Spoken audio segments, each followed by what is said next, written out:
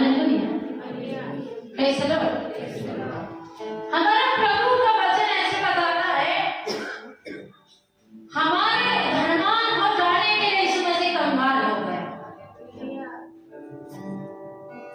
तो मतलब जब हमारा प्रभु यीशु मसीह कंगाल हुआ तो बहुत सारे लोग क्या हो गए? धनी हो गए, धनवान। वही रास्ता मेरा भी और आपका भी। हमें गीत सुनते हैं ना, जो क्रूस पे जाती है और हालेलुया। तो यीशु मसीह के जैसे भी हम भी होना है। कृतियों की पत्री में ऐसे लिखा है, हमें बहुतायत से दिया गया है। कैसे दिया गया है? तो बहुतायत से इसलिए नहीं दिया गया कि हम अपने बैंक बैलेंस को देखकर खुश होते रहे, वाह मेरे पास 6 लाख रुपए है, या उसको देख, या बहुतायत से दिया गया बोल करके बहुत सारा खाए पीने एंजॉयमेंट करें, अपना ही ऐसा आराम करें, लाली लिपस्टिक खरीदे या 2-3 हजार का शर्ट खरीदे, 2-3 हजार का जूता खरीदे। इसीलिए हमें नहीं दिया गया, हमें बहुतायत से इसलिए दिया गया कि हम बहुतेरों को क्या बना दें? धनवान बना। पौलुस बोलता हम क्या है? कंगाल है, पर बहुतों को धनवान बना देते। हालेलुया। तो हमें दिया इसलिए गया कि हम बहुतेरों को क्या बना सकें? धनवान बना सकें। Hallelujah, praise the Lord. तो हमें देखना है कि हमें जब परमेश्वर दिया है तो हम क्या कर रहे हैं। मैंने पिछले शुक्रवार को सिखाया, इतने लोग आए थे, मैंने सिखाया परमेश्वर एक दिन हमसे न्याय मांगेगा। तो किस किस चीज का न्याय मांगेगा? हमारे समय का। हालेलुया। किस चीज का हिसाब मांगेगा? हमारे समय का हिसाब मांगेगा। तुमने अपने समय का क्या क्या किया? समय बहुत कीमती है, ऐसे पूरी दुनिया बोलती है। कितने लोग सोचते हैं ये परमेश्वर की उपस्थिति में बैठा गया समय भी बहुत कीमती है। ये हमारा सौभाग्य है कि 2024 का पहला रविवार हम परमेश्वर की उपस्थिति में हैं। और बहुत सारे लोग आज नहीं हैं, लेकिन ये हमको सौभाग्य मिला। Hallelujah, praise the Lord. तो जितने लोग आज नहीं हैं उनको भी अपने समय का हिसाब देना है। उसी रविवार को तुम लोग काम दे, और हर दिन जो हमें 24 घंटे मिल रहे हैं उस समय का परमेश्वर को हमको हिसाब देना है। कितने लोग उसको व्यर्थ में गवा रहे हैं? कितने लोग मौसम ठंडा में बोल करके सिर्फ रजाई में घुसकर समय का लाभ उठा रहे हैं? मजे लोग सोए रहो। Hallelujah, praise the Lord. कितने लोग हैं जो अपना समय में सबसे बहुमूल्य समझते हैं कि परमेश्वर के साथ बैठना, पर सब चीजों के लिए समय देते हैं, खाने के लिए, पीने के लिए, नहाने के लिए, सोने के लिए, घूमने के लिए, हर चीज के लिए समय देते हैं। पर परमेश्वर को समय देने की बारी जब आती है तो कितने लोग उसको चोरी कर लेते हैं। तो जब हम परमेश्वर के सम्मुख होंगे तो हमको किस चीज का हिसाब देना पड़ेगा? समय का। हमको अपने धन का हिसाब देना पड़ेगा। हालेलुया। ये भी बात बहुत इंपॉर्टेंट है, याद रखो। तेरे लिए क्या जरूरी है? वो परमेश्वर के राज्य में नहीं ले जाएगा। धन तो शैतान भी दे सकता है, बहुत सारा दे सकता है, दिया है, बहुत लोगों को दिया। ये धन जो विश्वासियों को भी मिलता है तो हमारी परख के लिए मिला कि हम इस धन का क्या करेंगे। बहुत देरों को मिलता है, बहुत देरों को नहीं भी मिलता, किसी किसी को परमेश्वर नहीं देता। गरीबी की परिस्थिति में ही रखता है, उसमें भी परमेश्वर चेक करते हैं गरीब रह करके भी मेरे साथ चलेगा कि नहीं चलेगा। लेकिन वचन में ऐसे लिखा, धन तो सब प्रकार की बुराई का जड़ है। तो किसी किसी को मिल गया तो वो सोचते हैं कि मैं हूं तो भाई है चले। तो परमेश्वर हमारे धन का भी क्या मांगेगा? हमसे हिसाब मांगेगा। Praise the Lord. मुझे जब पैसे देते हैं लोग, कई लोग देते हैं, उनके घर जाने से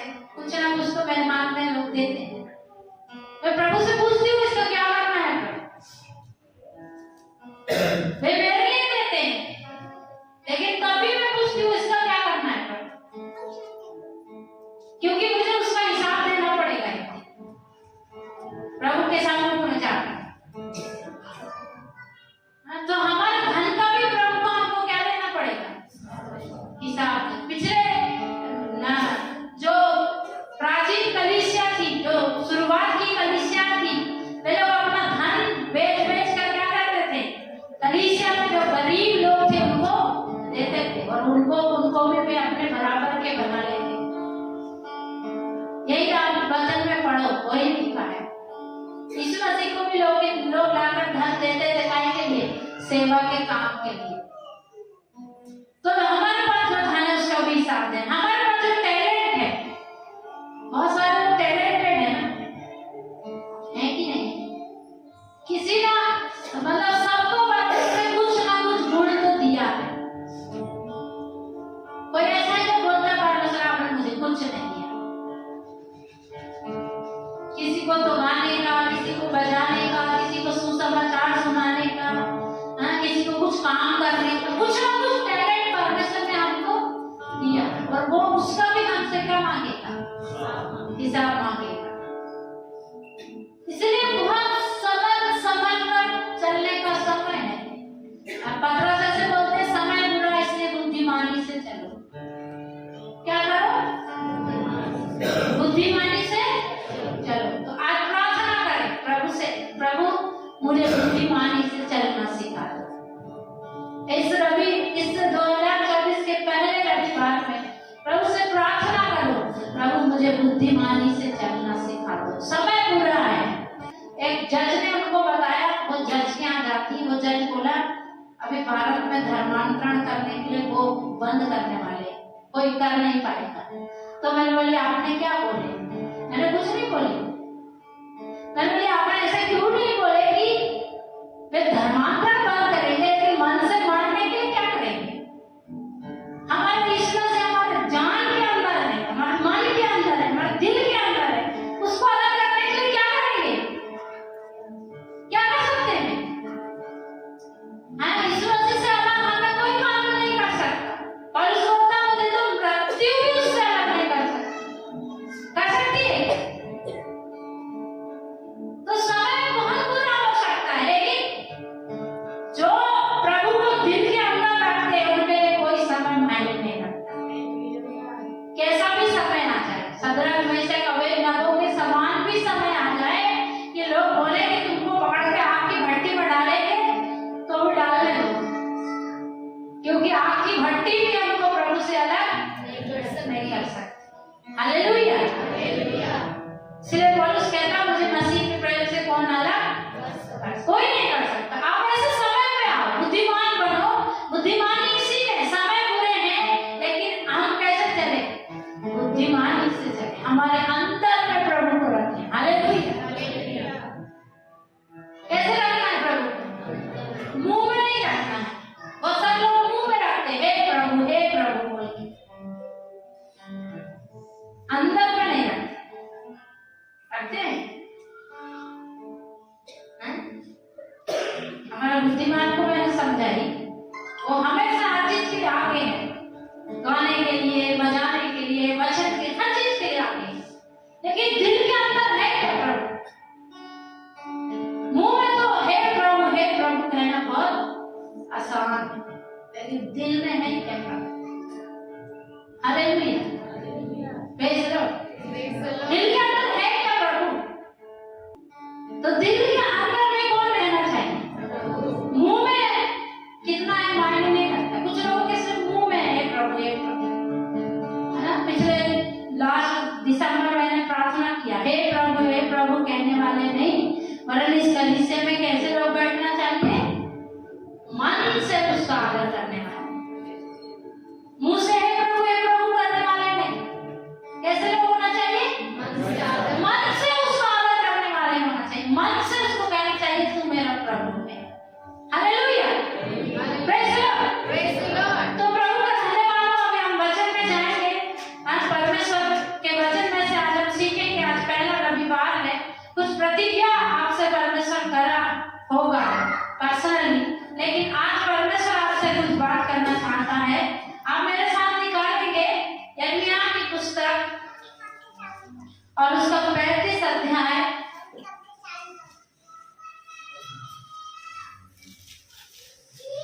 और उसका 4 वचन से लेकर हम पढ़ेंगे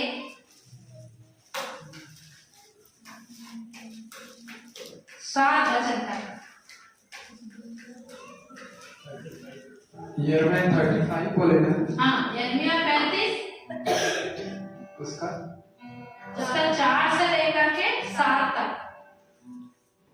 मैं उनको परमेश्वर के भवन में गिदोनिया के पुत्र हनान, जो परमेश्वर का एक जन था, उसकी कोठरी में ले आया, जो हाकिमों की उस कोठरी के पास थी, और शल्लूम के पुत्र रेयोनी के रखवाले मसेया की कोठरी के ऊपर थी।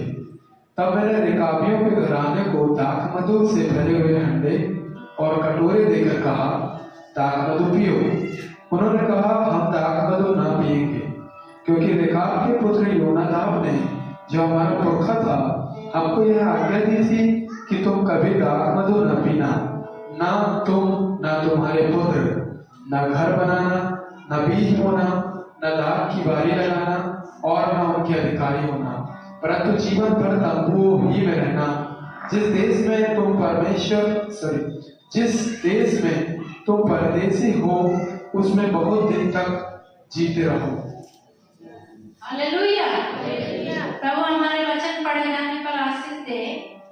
यहाँ पर परमेश्वर का वचन हमको ये बता रहा है, यिर्मयाह भविष्यवक्ता के पास में परमेश्वर का वचन आया, और परमेश्वर यिर्मयाह को एक उदाहरण देना चाहता था, और परमेश्वर उसको बताना चाहता था कि जाकर इस्राएलियों को देखना, और इस्राएलियों के बीच में एक गोत्र है, एक वंश है, वो रेकाब का वंश है, उनको तुम देखना जाकर के। और परमेश्वर यिर्मयाह को बोला, तू ऐसा कर, रेकाब के वंश के लोगों को लेकर कहाँ जाना, परमेश्वर के भवन में जा, और उनको क्या कर, दाखमधु पिला। हालेलुया। उनको कहाँ ले जा बोलता परमेश्वर? परमेश्वर के भवन में, और तू उनको दाखमधु पिलाना।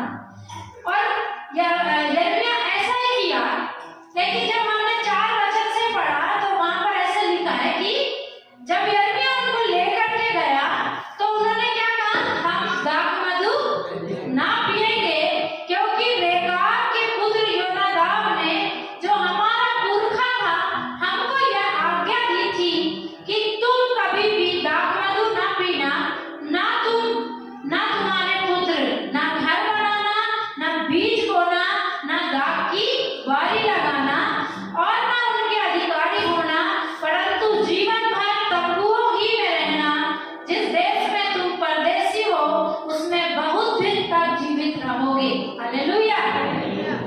हालेलुया। परमेश्वर इस्राएलियों के सामने रेकाब के वंश को एक उदाहरण बनाकर खड़ा कर रहा है। हालेलुया। क्या कर रहा है?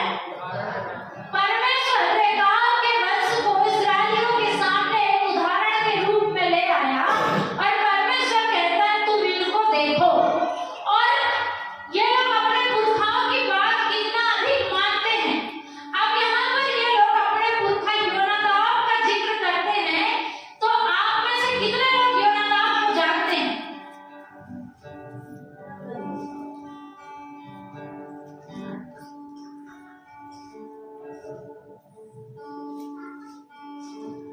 कोई भी नहीं जानता है।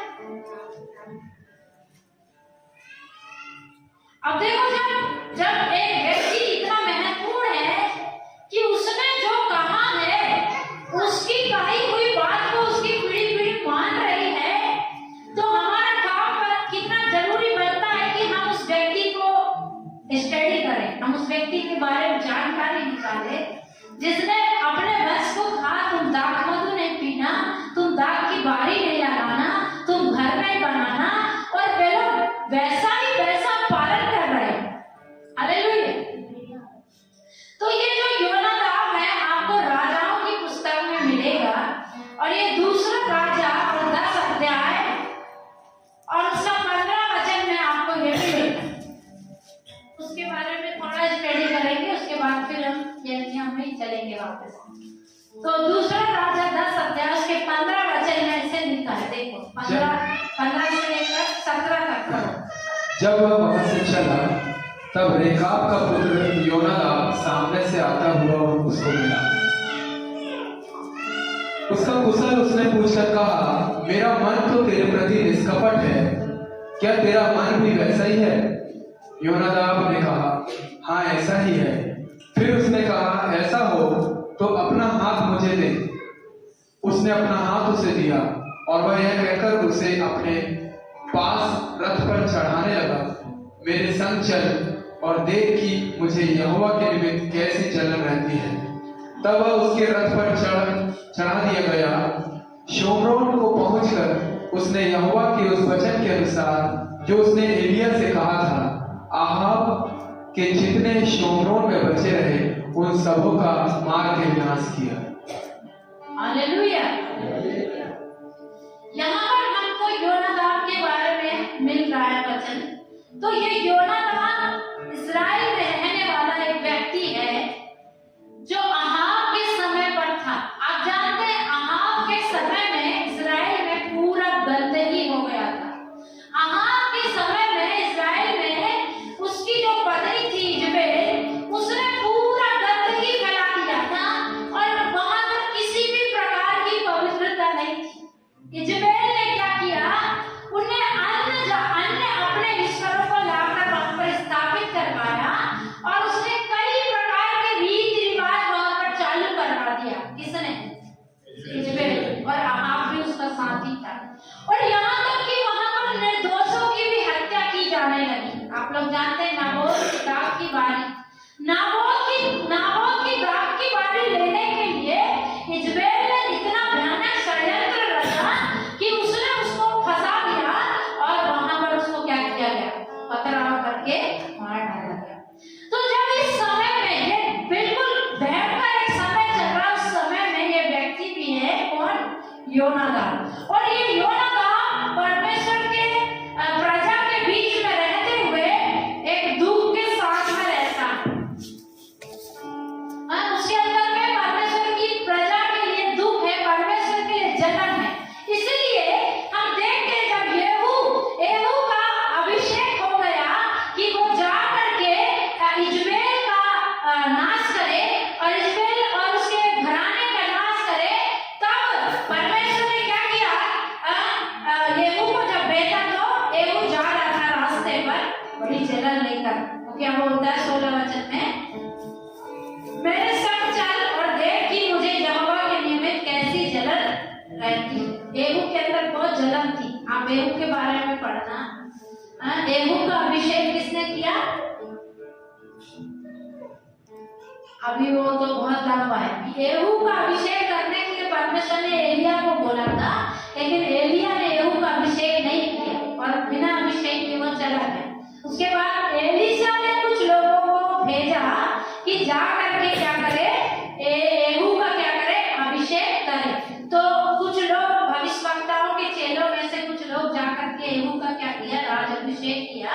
और येहू के अंदर जैसे अभिषेक आया तो वो जलन से भर गया और उसके अंदर परमेश्वर की जलन आ गई और वो इजबेल को खत्म करने के लिए निकल पड़ा। और जितने भी रास्ते में उसको मिल रहे थे, जिन्होंने इस्राएल में सारा गंदगी फैलाया था, तो उनको मार डालना चाहता था। इसीलिए क्योंकि उसके अंदर में परमेश्वर के लिए क्या थी, जलन थी। और वो बड़ी जलन के साथ जब जा रहा था तो रास्ते में उसे योनादाब मिल गया और योनादाब उसके साथ में होने के लिए उससे बात करता है।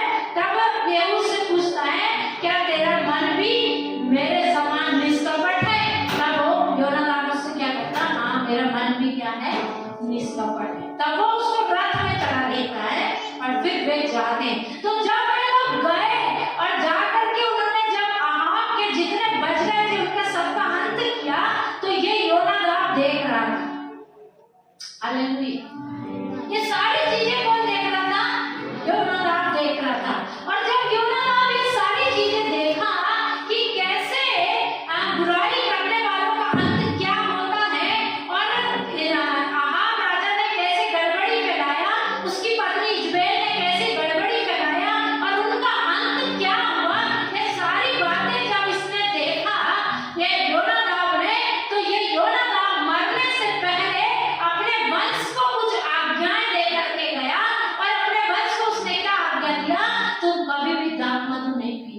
क्यों? क्योंकि दाखमधु पीने से क्या हो जाते हैं? मतवाले हो जाते हैं, उनकी बुद्धि चित्त में नहीं रहती। दारू पीने वाले की बुद्धि चित्त में नहीं रहती, वो पीता है और सब कुछ भूल जाता है, इसलिए वो फिर भ्रष्ट हो जाता है।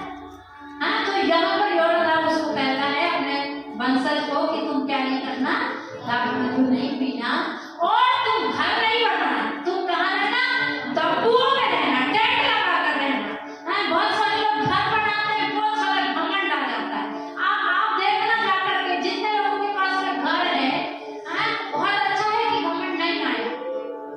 एक घमंड मुफ्त में आता है, पिछले बार भी सिखाया था।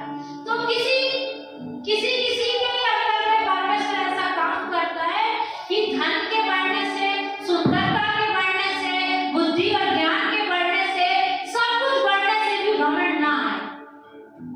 Hallelujah, praise the Lord. ये कोई व्यक्ति हो, लेकिन कुछ बढ़ने से क्या आ जाता है? घमंड आ जाता है। ऐसे सेवकाई में भी होता है, जब चिन्ह होते हैं, चमत्कार होते हैं, किसी के द्वारा कोई चंगा हो जाता है, तो उनके अंदर भी शैतान क्या लाता है? घमंड लाता है, आत्मिक घमंड लाता है। मैं तो इतना बड़ा हूँ, मेरे द्वारा ऐसे बड़े बड़े काम होते हैं बोल करके शैतान उसको क्या करता है? घमंड को लेकर के आता है। तो इसीलिए योनादाब उनको कहता है तुम घर ही मत बनाओ, घर बनाना उसमें मत रखो, तंबू लगाओ और उसमें रखो। अभी ये लोग तंबू लगा के रहते हैं, आनंद से रहते हैं। Hallelujah, praise the Lord. दाख की बारी नहीं लगाते, मतलब खेती किसानी नहीं करते, पर आनंद से खाते। Hallelujah, praise the Lord. तो इस प्रकार से ये योनादाब ने जब सब कुछ देखा कि किस प्रकार इजराइल में गंदगी करने वालों का क्या अंत होता है, तो वो अपने वंशज को ये आज्ञा दिया कि तुम दाखमधु नहीं पीना, तुम घर नहीं बनाना, तुम दाख की बारी नहीं लगाना। और उसके जो वंशज थे वे बहुत दिनों तक उसकी बात को क्या करते थे? मानते थे।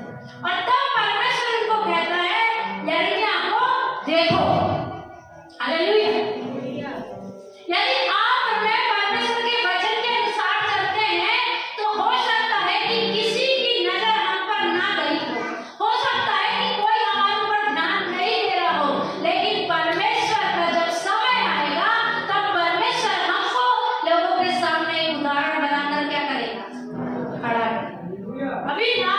अभी यह योनादाब का वंश जो है, रेकाब का जो वंश है, इनके ऊपर में इजराइल की नजर नहीं गई होगी। अरे कैसे तंबुओं में रहते हैं, कैसे ये लोग दाख की बारी नहीं लगाते, कैसे एक सिंपल और सादा जीवन जीते हैं। वहाँ पर सब लोग दाख की बारी लगा रहे थे, सब लोग दाखमधु पीकर मतवाले हो रहे थे, सब लोग बड़े बड़े घर बनाना चाह रहे थे, सब लोग खेती बाड़ी करके पैसे कमाना चाह रहे थे।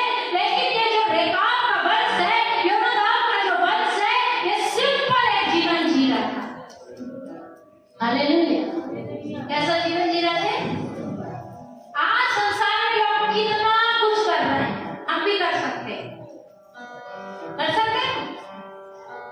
कि नहीं कर सकते? हमारे पास भी पैसा है, हम भी संसार में रहते हैं, हम भी संसार के अनुसार चल सकते हैं। लेकिन फिर कभी भी परमेश्वर हमको किसी के सामने उदाहरण बनाकर नहीं रख सकता। हालेलुया, हो सकता है हमको कोई नहीं देख रहा है, हम जब परमेश्वर के वचन के अनुसार चल रहे हैं, हमको कोई नहीं देख रहा, हमको कोई ध्यान नहीं दे रहा है, हमारी कोई सुधि नहीं दे रहा, लेकिन परमेश्वर की नजर हम पर है। हालेलुया, परमेश्वर की नजर हम पर है। ये संसार जब नाना प्रकार की चाल चलन चल रहा है, नाना प्रकार के समय के अनुसार बदलते जा रहा है, उसी समय पर जब हम परमेश्वर के वचन के अनुसार का जीवन जीते हैं, तो परमेश्वर की नजर हम पर है। हालेलुया, और परमेश्वर हमें उदाहरण बनाकर खड़ा कर सकता है, परमेश्वर हमें ऊंचा बना सकता है, परमेश्वर हमारे द्वारा लोगों को दिखा सकता है, देखो मेरे संतान। Hallelujah, praise the Lord. इसलिए यीशु मसीह बोलता है जो बड़ा बनना चाहता है वो कैसा बने? छोटा बने। और जो तुम में स्वामी होना चाहता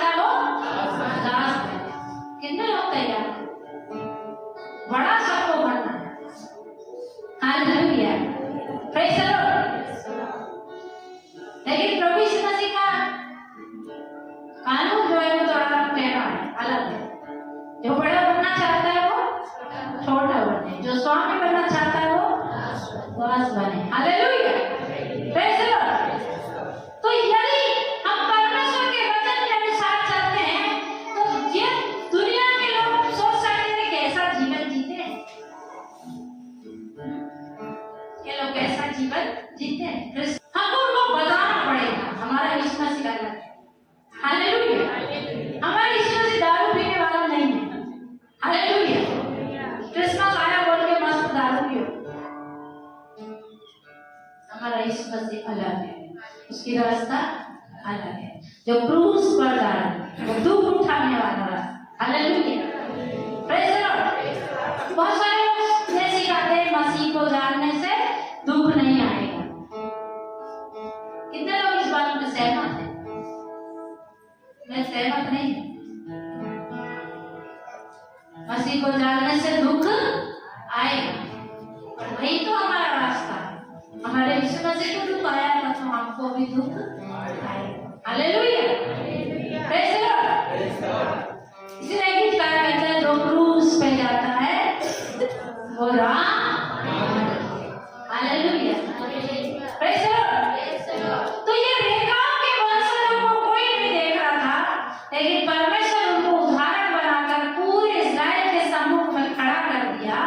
और परमेश्वर क्या कहता है, इनको देखो। अब देखो 20 वचन से पढ़ो।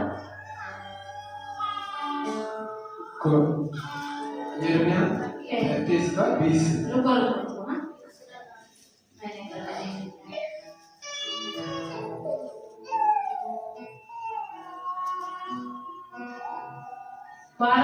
12।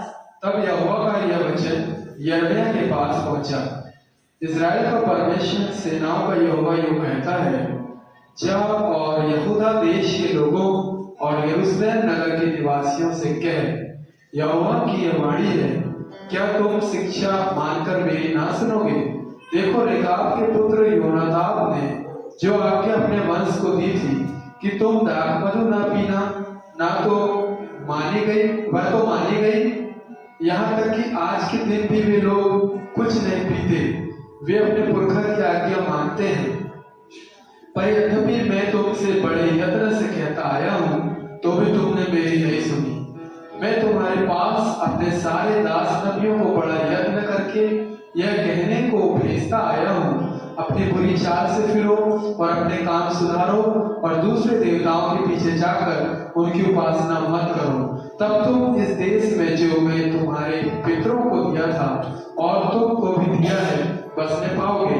पर तुमने मेरी और कान नहीं लगाया, न मेरी सुनी। देखो, रेकाब के पुत्र योनादाब के वंश ने तो अपने पुरखा की बात को मान लिया, पर तुमने मेरी नहीं सुनी। Hallelujah, praise the Lord. देखो परमेश्वर को क्या बोलता है, देखो उन लोग सुनते हैं अपने पुरखाओं की, लेकिन तुम तो मेरी नहीं सुनते। Hallelujah, praise the Lord. कैसे परमेश्वर उनको एक उदाहरण के रूप में खड़ा किया और परमेश्वर इस्राएल को बताता है कि वे तो उनकी सुनते हैं, मानते हैं, पर तुम मेरी नहीं मानते। और परमेश्वर कहता है, मैं बड़े यत्न से मतलब, यत्न का मतलब क्या होता है? मुश्किल से बहुत कोशिश करके परमेश्वर को एक नबी खड़ा करने के लिए बहुत कुछ करना पड़ता है और ढूंढना पड़ता है। बहुत सारे लोग परमेश्वर के नबी नहीं होना चाहते, विशेषकर सच्चे वाले नबी, क्योंकि उनको मालूम बहुत मार खाना पड़ता है, बहुत बुरा भला सहना पड़ता है। जो यिर्मयाह को ये सब मालूम था। यिर्मयाह एक ऐसा नबी, बहुत कुछ उसने सहा। यिर्मयाह नबी नहीं बनना चाहता था, यिर्मयाह भविष्यवक्ता नहीं बनना चाहता था, पर परमेश्वर ने उसको अपना भविष्यवक्ता बनाकर क्या किया, खड़ा कर दिया। वो नहीं करना चाहता था, पर परमेश्वर ने उसको खड़ा।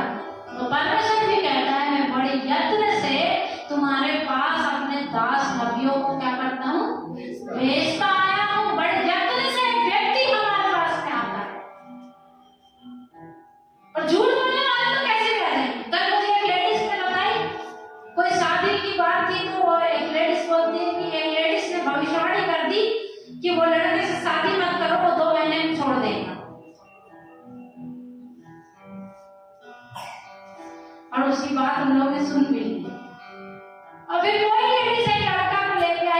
जगह था। तो वो दीदी बोलती, मैं तुरंत पहचान गई, बोलती है एक अच्छे लड़के के लिए तुझे भविष्यवाणी आई थी, ये 2 महीने में छोड़ देगा, ये धर्म के लिए तुझे भविष्यवाणी नहीं आती हो। ये है पहचानने की। देखो कुछ दिन तो वो गुमराह हो गए उसकी बात सुन के, है ना, लेकिन जब सही बात सामने आई तो वे तुरंत ही परख ली। ऐसे ही आप झूठे नबियों को परख लो। परमेश्वर बहुत मुश्किल से किसी को खड़ा करता है, अपना आवाज बनाकर, अपना मन की बात बताने के लिए। यिर्मयाह को जब खड़ा किया, बहुत मार खाया यिर्मयाह, सूखे कुएं में डाल दिया गया, बंदी गृह में कितने दिन जंजीरों में बंद कर रहना पड़ा, भूख और प्यास को सहना पड़ा। परमेश्वर के नबियों के बारे में यही कहानी है। जब यहोशापात के लिए आया नबी, उसने भी क्या किया, उसको काट में ठोक दिया, जंजीरों में बंद कर।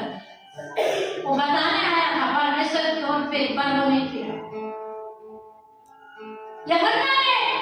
यूहन्ना बपतिस्मा देने वाले ने हेरोदेस से कहा, तूने क्यों अपने भाई की पत्नी को पत्नी बना लिया? उसका रिजल्ट क्या था? उसको मारना पड़ा। जिस दिन यूहन्ना ने कहा हेरोदेस को, तूने क्यों अपने भाई की पत्नी को रख लिया है, उसी दिन से उस स्त्री के अंदर यूहन्ना के लिए नफरत आ गई। उसने गलत नहीं बोला, सही बोला, उसको पश्चाताप करना था, लेकिन वो नफरत से भर गई और मौका पाकर उसने क्या कही, यूहन्ना का सिर मुझे थाल में रख दो। यूहन्ना मर गया। किस कारण मर गया? सच बोलने के कारण मर गया। किस कारण यूहन्ना मर गया? सच बोलने के कारण मर गया। सच बोलना इतना आसान नहीं है, इसलिए परमेश्वर कहता है, मैं बड़े यत्न से अपने दास नबियों को तुम्हारे पास भेजता आया, पर तुम उनकी नहीं सुनते। रेकाब के वंश को देखो, वे सुनते हैं, जैसा जैसा उनके पुरखा ने कहा वे उसकी सुनते हैं, मानते हैं, लेकिन तुम नहीं मानते। परमेश्वर चाहता है कि हम उसकी माने। अगर उनकी हर खाना मत खाना, झाड़ने फिरने वाले मानते कि नहीं मानते? देखिए और मानते कि नहीं मानते? उस जगह पर जाकर खाना मत खाना, तो कोई मानेंगे उसको, उनको छीनना मत, तो वे नहीं छीनेंगे। मरे रहेगा मत जाना, तो वे नहीं जाएंगे। वे मानते हैं, वे झूठे होकर के भी मानते हैं। हमारा परमेश्वर कितना सच्चा है, हमारा परमेश्वर का वचन कितना सत्य है और कितना मानने के योग्य है, तो भी हम कभी नहीं मानते। हालेलुया। इसलिए परमेश्वर कहता है कि वे तो मानते हैं, पर तुम मेरी नहीं मानते। मेरे नबियों को मैं भेजता आया बड़े यत्न से कि तुम ऐसे ऐसे मत करो, पर तुम लोग क्या नहीं किए, नहीं माने। हालेलुया। अगर हम मानेंगे तो एक दिन परमेश्वर हमको ऊंचा करने का समय है। हालेलुया। हम मानेंगे, भले कोई नहीं देख रहा, कोई नहीं देखता, लेकिन परमेश्वर का समय है, उसकी नजर हम पर लगी है। उसकी नजर रेकाब के वंशों पर लगी थी और परमेश्वर ने उनको समय आने पर ऊंचा कर दिया। हाँ, लेकिन हम नहीं मानने से, हालेलुया, हमारे ऊपर कभी भी परमेश्वर की नजर नहीं लगी। हम मानते हैं कि सिर्फ एक प्रभु नहीं, प्रभु करते हैं। हम मानने वाले होना चाहिए। क्या करने वाले होना चाहिए? परमेश्वर का वचन मानने वाले। जैसा परमेश्वर का वचन कहता वैसा मानना। हालेलुया। अगर परमेश्वर का वचन आपको कहता झूठ नहीं बोलना, तो नहीं बोलना। उसके लिए कभी कभी दुख उठाना पड़ सकता है। झूठ नहीं बोलने के लिए दुख उठाना पड़ सकता है, सच बोलने के लिए आपको दुख सहना पड़ सकता है, लेकिन उसको पालन करेंगे तो परमेश्वर की निगाह हम पर लगी है। हालेलुया। Praise the Lord. परमेश्वर की बात जो पालन करता है, आपको पड़ोसी नहीं देख रहा होगा, आपको रिश्तेदार नहीं देख रहा होगा, लेकिन परमेश्वर की नजर हम पर लगी है।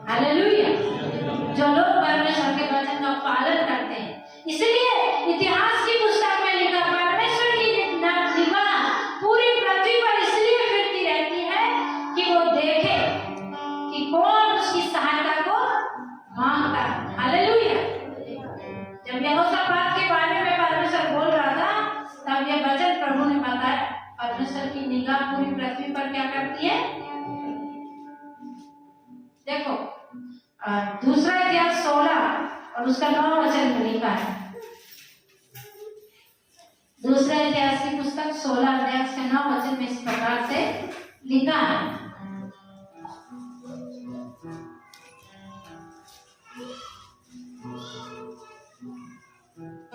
देख, यहोवा की दृष्टि सारी पृथ्वी पर इसलिए फिरती रहती है। हालेलुया। क्या लिखा है? देख, यहोवा की दृष्टि सारी पृथ्वी पर क्या करती है?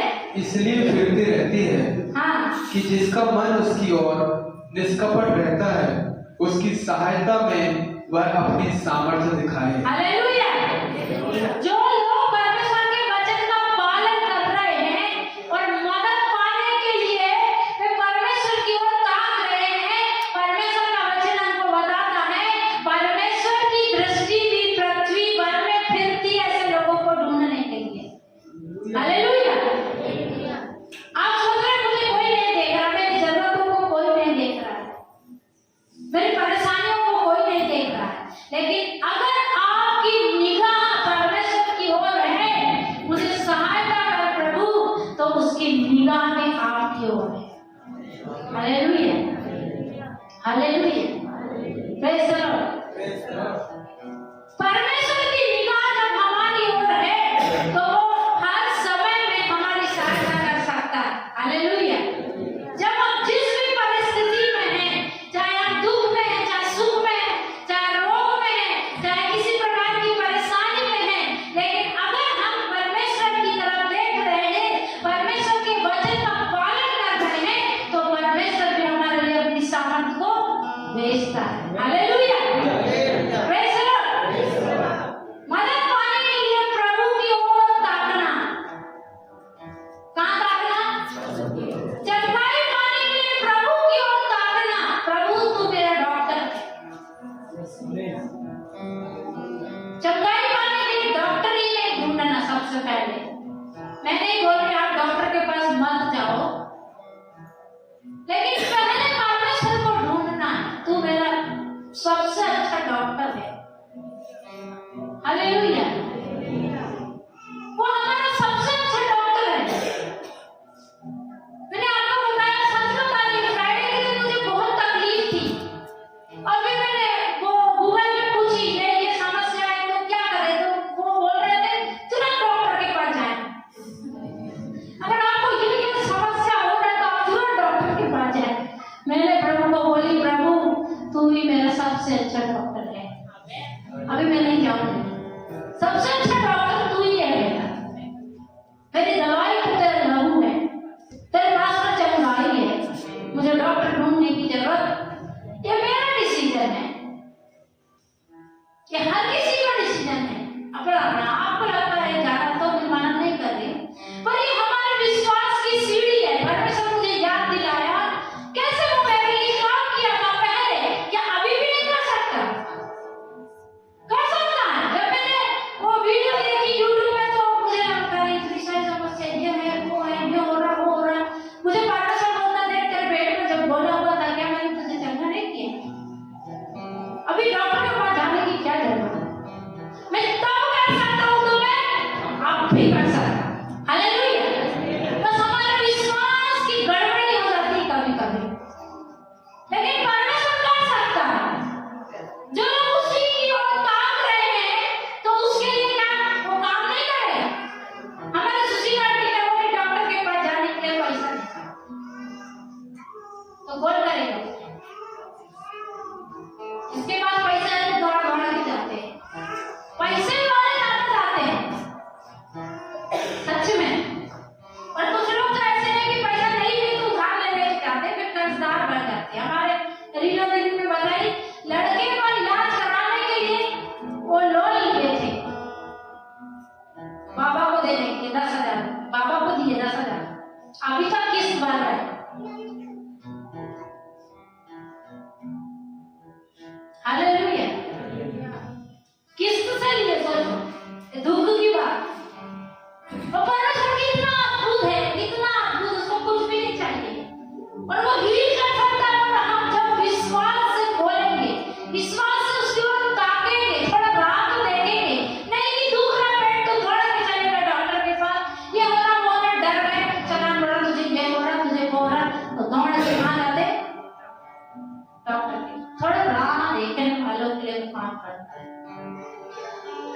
किसके लिए काम करेगा? थोड़ा रास्ता देखो, करेगा कि नहीं करेगा? करेगा। कुछ हुआ तो वो हमारे लिए काम करेगा ना, जब हम थोड़ा उसका राह देखेंगे, खुदा वो कर रहा है। हालेलुया, वो काम कर रहा है। करता है कि नहीं करता? अभी तक करते आया है, मेरे लिए करते आया, आपके लिए करते आया। वो काम कर रहा है। कभी कभी नहीं दिखाई दे रहा तो भी कर रहा है। हालेलुया, कभी कभी ये आंखों से हमें दिखाई नहीं दे रहा, परमेश्वर क्या कर रहा है? परमेश्वर काम कर रहा है। हालेलुया। रेखाओं के मन सोच सकते थे हम तंबुओं में रहते हैं, कोई हमारी सुधी नहीं लेगा। इस्राएल में लोग खेती करते हैं, इतना पैसा इनके पास में है, ये लोग अच्छा खाते पीते हैं, हमारी कोई सुधी नहीं लेगा। ये सोच सकते थे हम भी करेंगे। क्या उनको कमी थी? पर वे क्या कर रहे थे? अपने पूर्वज की आज्ञा का क्या कर रहे थे? पालन कर रहे थे। तो एक मनुष्य की आज्ञा का पालन करने से परमेश्वर इतना आशीष दे सकता है कि किसी को इस्राएल के सामने उदाहरण बनाकर खड़ा कर सकता है। तो परमेश्वर की आज्ञा का पालन करने से परमेश्वर हमारे लिए क्या कुछ नहीं कर सकता। हालेलुया। परमेश्वर की आज्ञा का जब हम पालन करेंगे, परमेश्वर हमारे लिए सब कुछ कर सकता है। ऐसे लिखा रोमियो की पत्री में, जब उसने अपना एक लौता पुत्र हमारे लिए दे दिया तो मांगने पर क्या कुछ न दे दे। हालेलुया। क्या दे दिया है हमें? अपना एक लौता दे सकता है कि नहीं? एक लौते की कीमत जिसके पास एक लौता उसी से पूछो। हालेलुया। हमारे पास तो 4 है। प्रभु का धन्यवाद हो। तो तभी भी मुझे बच्चों से बहुत प्यार है, सच्चाई है। मैंने सब जानता है कि मुझे बच्चे लोग ऐसे बुरे नहीं लगते, अच्छे लगते हैं। लेकिन जिसके पास एक है उससे पूछो। और पिता ने अपना एक लौता पुत्र हमें दे दिया। हालेलुया। तो लिखा क्या कुछ नहीं दे देगा? सब कुछ दे सकता है, सब कुछ दे सकता है, पर हमारी निगाह उसकी तरफ है कि नहीं है। हालेलुया। अभी देखो इतना ही नहीं है, परमेश्वर उनको सिर्फ एक उदाहरण बनाकर खड़ा नहीं किया, परमेश्वर उनके सामने प्रॉमिस किया। हम पढ़ेंगे 35 का 19 परमेश्वर उनको एक प्रॉमिस किया। आज परमेश्वर हमको एक प्रॉमिस कर रहा है, हम भी उसके प्रॉमिस को रिसीव करना है, ग्रहण करना है, उसकी प्रतिज्ञा को पकड़ लेना है। परमेश्वर जो वादा करता है वो झूठा नहीं है, वरन सच्चा है। हालेलुया। हम पढ़ेंगे। इसलिए इज़राइल का परमेश्वर सेनाओं का यहोवा यो कहता है, रेकाब के पुत्र योनादाब के वंश में सदा एक जन पाया जाएगा, ऐसा जन पाया जाएगा, सदा ऐसा जन पाया जाएगा जो मेरे सम्मुख खड़ा रहे। हालेलुया।